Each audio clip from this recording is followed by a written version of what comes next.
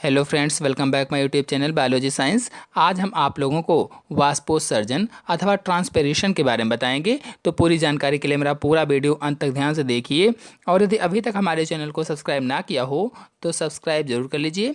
चलिए शुरू करते हैं। सबसे पहले वाष्पोत्सर्जन क्या है अथवा वाष्पोत्सर्जन की परिभाषा समझा देते हैं। तो वह क्रिया जिसके अंतर्गत जीवित पौधों के वायवीय भागों से अधिक जल को वाष्प के रूप में बाहर निकालते हैं, वाष्पोत्सर्जन अथवा ट्रांसपिरेशन कहलाती है। चलिए इस परिभाषा को अच्छे से समझा देता हूँ।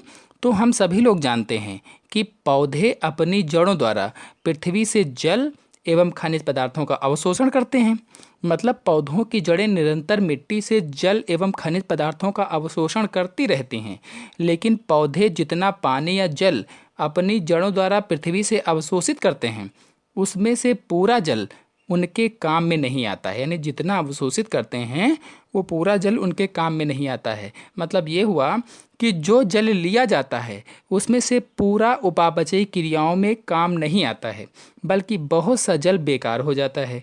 तो लगभग 98 से 95% तक जल बेकार हो जाता है, और लगभग 2 से 5% जल ही पौधों के लिए उपयोगी होता है। यानी केवल 2 से 5% जल उसमें से केवल पौधों के लिए उपयोगी होता है। तो ये जो एक्स्ट्रा वाटर है या आवश्यकता से अधिक जल पौधों के वायवीय भागों से भाप बनकर उड़ जाता है, इसे ही वाष्पोत्सर्जन कहा जाता है। तो कुल मिलाकर के वाष्पोत्सर्जन की परिभाषा को हम सरल करके इस तरह से कह सकते हैं कि पौधों के वायवीय भागों से पानी का वाष्प बनकर उड़ना ही वाष्पोत्सर्जन कहलाता है, अथवा पौधों के वायवीय भागों से जल का वाष्प के रूप में उड़ने की क्रिया वाष्पोत्सर्जन कहलाती है या ट्रांसपिरेशन कहलाती है, अथवा इसी को उत्स्वेदन भी कहा जाता है या वाष्प त्याग भी कहते हैं। तो पौधों में वाष्पोत्सर्जन या ट्रांसपिरेशन वायवीय भागों से होता है, परंतु पत्तियों द्वारा सबसे अधिक वाष्पोत्सर्जन क्रिया होती है।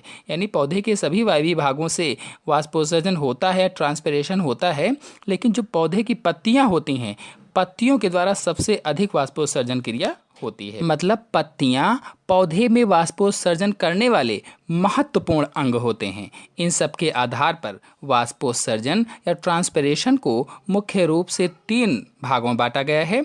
पहला पर्णरंध्रीय अथवा रंध्रीय वाष्पोत्सर्जन अथवा अंग्रेजी में स्टोमेटल ट्रांसपिरेशन कहा जाता है इसको।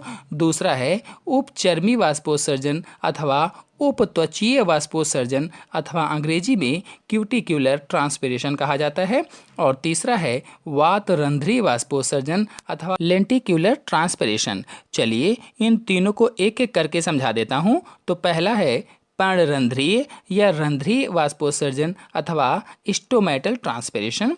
तो हम सभी लोग जानते हैं कि पर्ण मतलब पत्तियां ही वाष्पोत्सर्जन सबसे अधिक करती हैं, अर्थात पौधों में जो अतिरिक्त जल आता है उसका अधिक भाग पत्तियों के द्वारा ही बाहर निकाला जाता है। तो हम कह सकते हैं कि ऐसा वाष्पोत्सर्जन जिसमें जल वाष्प के रूप में रंध्रों के द्वारा वातावरण में विसरित होता है उसे ही रंध्रीय वाष्पोत्सर्जन या स्टोमेटल ट्रांसपिरेशन कहा जाता है।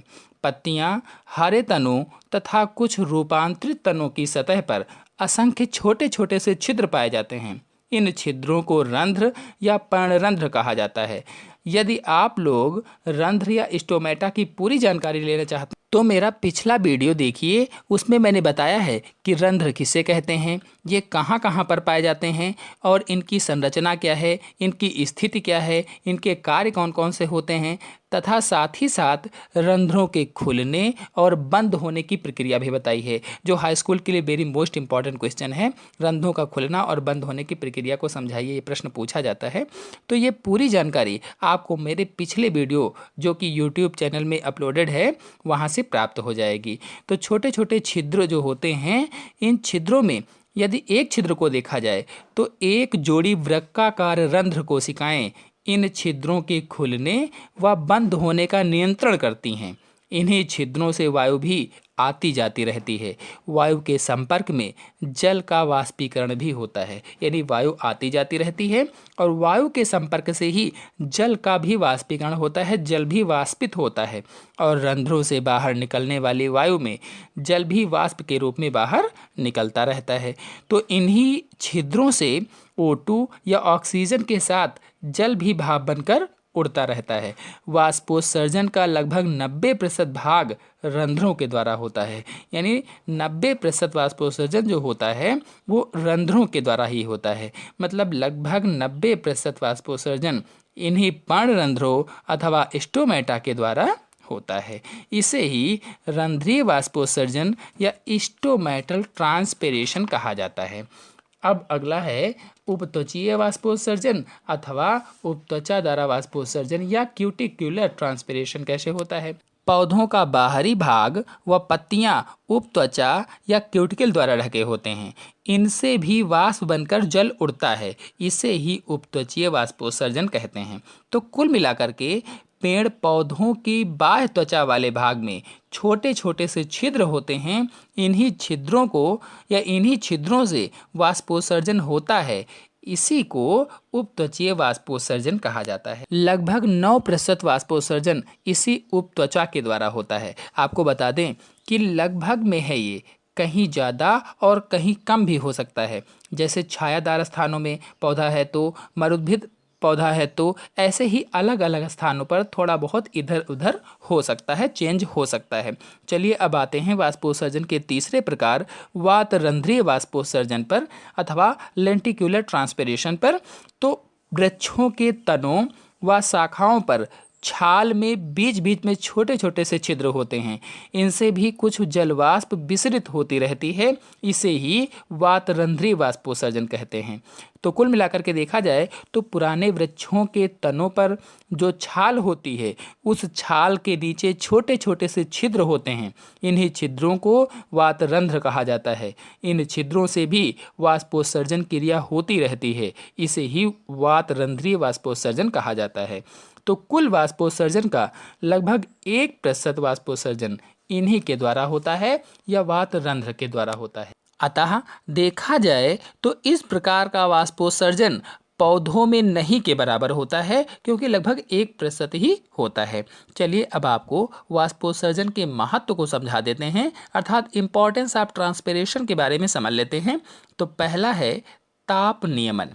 ताप नियमन के अंतर्गत वाष्पोत्सर्जन के कारण ही जो पौधे होते हैं वो झुलसने से बच जाते हैं, क्योंकि जल की वाष्प बनने के कारण पत्तियों की सतह पर कोमल भागों पर ठंडक पैदा होती है और इस प्रकार गुप्त उष्मा के वाष्प में चले जाने के कारण उसका उपयोग पौधा ताप बचने के लिए करता है, यानी ताप से बचने के लिए इसका उपयोग किया जाता है। तो कुल मिलाकर के देखा जाए तो ताप नियमन में वाष्पोत्सर्जन हेल्प करता है, यानी पौधे झुलसने से बच जाते हैं। फिर अगला है जल का समान वितरण। तो जल का समान वितरण के अंतर्गत अगर देखा जाए तो वाष्पोत्सर्जन द्वारा पौधों के सभी भागों में पानी का वितरण अथवा डिस्ट्रीब्यूशन समान रूप से होता है। फिर अगला है फलों में शर्करा की सांद्रता। अधिक वाष्पोत्सर्जन के कारण फलों में शर्करा की सांद्रता बढ़ जाती है, जिससे फल अधिक मीठे हो जाते हैं। यानी वाष्पोत्सर्जन क्रिया के द्वारा जो फल के अंदर का द्रव होता है, जो जल होता है, वो बाहर निकल जाता है, जिसके कारण अधिक सांद्रता बढ़ती है और सांद्रता बढ़ने से फल अधिक मीठे हो जाते हैं। तो एक ये महत्व हो जाएगा। फिर अगला है खनिज लवणों की प्राप्ति। तो वाष्पोत्सर्जन तथा जल के अवशोषण में एक घनिष्ठ संबंध होता है, यानी ट्रांसपिरेशन और एब्जॉर्प्शन में, जल के एब्जॉर्प्शन में घनिष्ठ संबंध होता है। पौधे द्वारा जितना अधिक वाष्पोत्सर्जन होता है उतना ही अधिक भूमि से जल का अवशोषण होता है, यानी जितना वाष्पोत्सर्जन होगा उतना ही ज़्यादा भूमि से जल का अवशोषण होता रहता है। तो मृदा जल में खनिज लवणों की मात्रा बहुत कम होती है, अतः पौधों के द्वारा जितना अधिक जल का अवशोषण होता है उतने ही अधिक खनिज लवण उसमें घुलकर पौधे के शरीर में पहुंचते रहते हैं। इस तरह से खनिज लवणों की प्राप्ति होती रहती है। फिर अगला है अतिरिक्त जल का निस्तारण। तो अतिरिक्त जल के निस्तारण के अंतर्गत आवश्यकता से अधिक अवशोषित जल को पादप शरीर से बाहर निकाला जाता है, यानी पौधे भूमि से लगातार अपने मूलरोमों द्वारा परासरण व अंतः शोषण क्रिया के द्वारा पानी का अवशोषण करते हैं और पौधों में आवश्यकता की अपेक्षा यह पानी कई गुना अधिक होता है, जिसके कारण होता क्या है, वाष्पोत्सर्जन द्वारा अनावश्यक तथा अतिरिक्त जल पौधों के शरीर से बाहर निकलता रहता है, तो ये अतिरिक्त जल का निस्तारण भी हो जाता है। तो इस प्रकार से आज मैंने आपको वाष्पोत्सर्जन क्या होता है, वाष्पोत्सर्जन कितने प्रकार का होता है और वाष्पोत्सर्जन का क्या क्या महत्व होता है बताया। अगले वीडियो में आपको वाष्पोत्सर्जन को प्रभावित करने वाले कारक बताऊंगा। तो आज के अंक में इतना ही। अगले अंक की जानकारी के लिए मेरे चैनल को सब्सक्राइब कर लीजिए और साथ में बेल आइकन को भी प्रेस कर लीजिए, ताकि आने वाले अगले वीडियो की नोटिफिकेशन भी, उसकी जानकारी भी आपको सबसे पहले प्राप्त हो जाए। धन्यवाद।